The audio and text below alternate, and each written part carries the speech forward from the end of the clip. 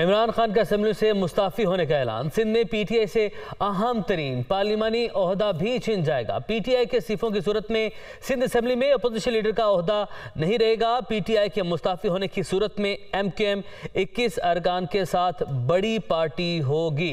तो पाकिस्तान तहरीक इंसाफ की जानिब से असेंबली से मुस्ताफी होने का जो ऐलान किया गया है, इमरान खान ने रावलपिंडी इज्तिमा में मुस्ताफी होने का ऐलान किया असेंबली से। तो सिंध में क्या सूरत हाल है, उसके हवाले से आपको अपडेट कर रहे हैं कि पीटीआई से सिंध में अहम तरीन पार्लिमानी ओहदा भी छिन जाएगा और पीटीआई के इस्तीफों की सूरत में सिंध असेंबली में अपोजिशन लीडर का ओहदा जो कि इस वक्त पाकिस्तान तहरीक इंसाफ के पास है वो भी नहीं रहेगा। मोहम्मद अरशद हमारे साथ मौजूद हैं। मोहम्मद अरशद, जो ऐलान किया गया इस पर अमल दरामद के बाद सिंध असेंबली की क्या सूरत हाल होगी?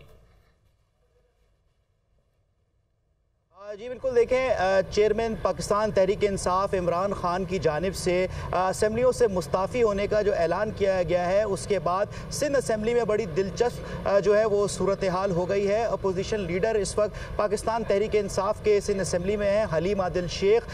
पीटीआई के पास 30 अरकान सिंध असेंबली हैं, जिसमें से 4 अरकान जो है वो मुनर्रिफ हो चुके हैं। इसके बाद अब पीटीआई के पास 26 अरकान सिंध असेंबली हैं। लेकिन पीटीआई जैसे ही इस्तीफ़ा देती है यहाँ से सिंध असेंबली से उनके अरकान इस्तीफा देंगे, तो उसके बाद दूसरे नंबर पर मुत्तहदा कौमी मूवमेंट है जिसके पास 21 अरकान सिंध असेंबली है। तो दूसरे नंबर पर जो जमात आती है उसका नाम एमक्यूएम का अपोजिशन लीडर जो है वो सिंध असेंबली में आ जाएंगे। उसके बाद तीसरे नंबर की जो जमात है अपोजिशन के अंदर, उसमें ग्रैंड डेमोक्रेटिक अलायंस है जिनके 14 अरकान सिंध असेंबली में हैं। तो जो अपोजिशन लीडर का ओहदा भी जब पीटीआई के पास से चला जाएगा तो जो आइन के मुताबिक जब सेटअप बनेगा, बुरी सेटअप बनेगा, उसमें भी जो मुशावरत होती है वो अपोजिशन लीडर की मुशावरत जो है उसमें शामिल की जाती है। तो यहाँ पर सिंध असेंबली में एक और नुकसान जो है वो पीटीआई को हो सकता है कि इस्तीफे देते ही अपोजिशन लीडर सिंध असेंबली जो है वो एमक्यूएम के हो जाएंगे और सिंध में जो पीटीआई के पास एक के अपोजिशन लीडर की जो एक पावर थी जिसको वो इस्तेमाल करते थे